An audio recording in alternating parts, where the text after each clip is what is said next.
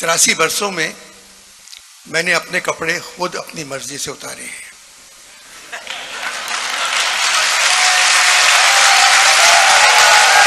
कुछ गलत बातें कह के मैं अपने कपड़े पंजाब पुलिस से नहीं उतरवाना चाहता,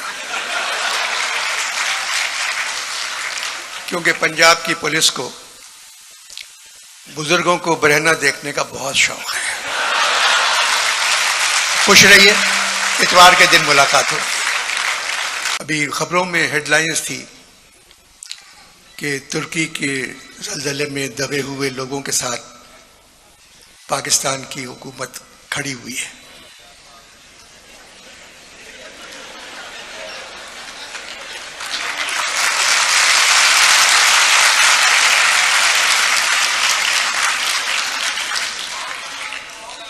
मगर पाकिस्तान में गुर्बत के तले दबे हुए लोगों के साथ ये हुकूमत बैठी भी नहीं है।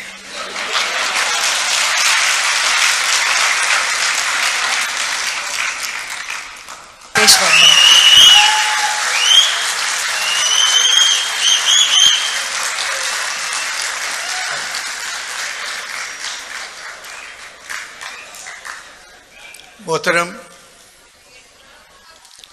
अल्लामा इकबाल साहब, मोहतरम फैज़ अहमद फैज़ साहब, मोहतरम सूफ़ी साहब, मोहतरम सादत हसन मंटो साहब, मोहतरम कासमी साहब, मोहतरम मीरा जी, मोहतरम नासिर काज़मी, मोहतरम मुनीर न्याजी, अशफाक साहब, अहमद बशीर साहब और हज़ारों हैं। आप लोग यहाँ, अब तो उनमें शामिल हो गए अमजद भी। आप लोग यहाँ नहीं हैं, मगर ऐसा लगता है कि हर जगह मौजूद हैं। और जो लोग उर्दू अदबी कॉन्फ्रेंस में मौजूद होते हैं वो नज़र नहीं आते। ऐसा क्यों होता है? इतने बड़े नामों को हम भूल नहीं सकते। हर कॉन्फ्रेंस जो है उन्हीं के नाम से है। सरदार साहब खुद बहुत पढ़े लिखे हैं, ख़ास तौर से आपकी मोहब्बत में आए हैं। इनकी एक और मोहब्बत भी हो सकती है जिसका मुझे पता नहीं, वो लाहौर में है या नहीं, मगर बहुत नफीस आदमी है, बहुत पढ़े लिखे आदमी है।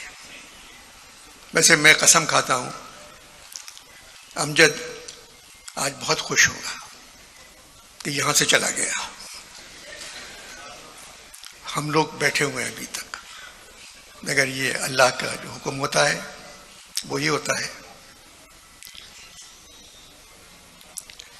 अभी खबरों में हेडलाइंस थी कि तुर्की के ज़लज़ले में दबे हुए लोगों के साथ पाकिस्तान की हुकूमत खड़ी हुई है।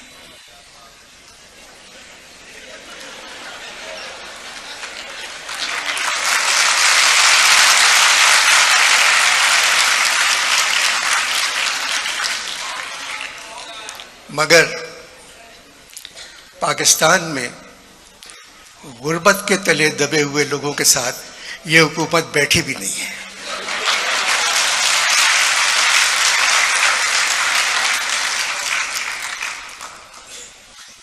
एक तवील अरसे बाद मैं इस हॉल में आया हूँ अलमरा के। बरसों पहले मुझे पीटीवी अवार्ड्स के सिलसिले में यहाँ आना था।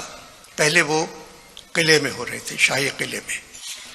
मगर जब मैं लाहौर पहुँचा तो मुझे बताया गया, ज़ौलक साहब का ज़माना था, मुझे बताया गया कि शाही किले में अवार्ड्स की इजाज़त नहीं मिली, अब वो अलमरा में हो रहे हैं।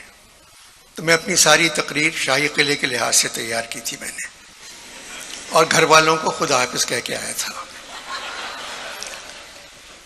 मगर जब यहाँ पहुँचा मैं तो बहुत से फौजी बैठे हुए थे, सरकारी अफसर आगे वाली सीटों पे।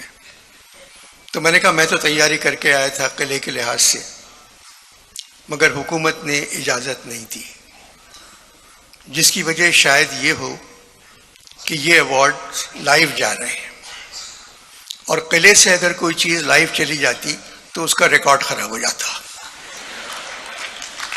तो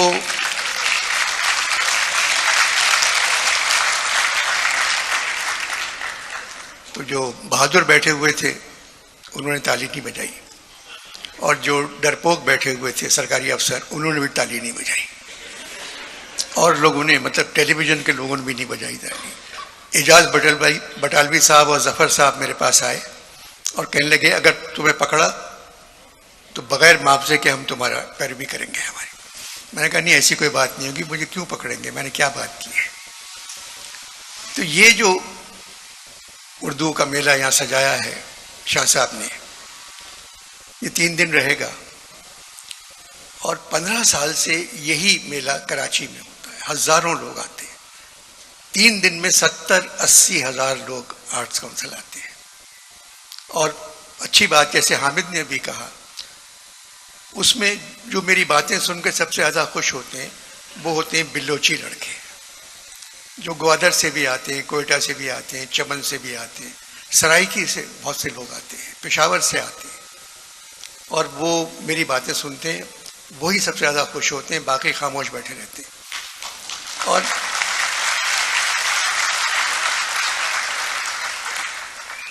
तो बात यह है, मुझे बोलना है इस कॉन्फ्रेंस के आखिरी सेशन में, तो मैं तो यहाँ आ गया हूँ कि मुझे कुछ बोलना था शुरू में।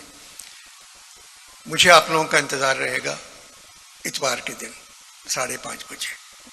अब पता नहीं मैं क्या कहूँगा, मगर कहूँगा ज़रूर, क्योंकि पिछली दफ़ा मैं उर्दू कॉन्फ्रेंस में कह चुका हूँ कि उम्र मेरी है 83 बरस। I am 83। 83 बरसों में मैंने अपने कपड़े खुद अपनी मर्जी से उतारे हैं।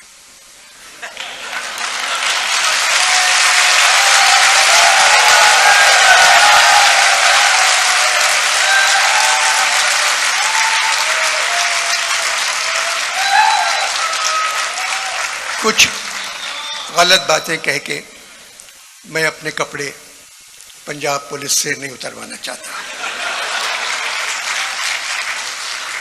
क्योंकि पंजाब की पुलिस को बुजुर्गों को बरहना देखने का बहुत शौक है। खुश रहिए, इतवार के दिन मुलाकात होगी।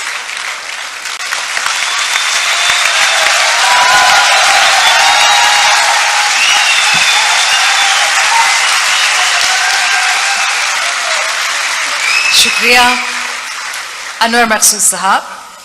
और मैं अब गुजारिश करूंगी पाकिस्तान लिटरेचर फेस्टिवल के इफ्तिताई इजलास के मेहमान खुसूसी वज़ीर तालीम व सक़ाफ़त हुकूमत सिंध जनाब सैयद सरदार अली शाह साहब से कि तशरीफ़ लाएँ और अपने गिरा कदर ख़यालात से हमें नवाजें।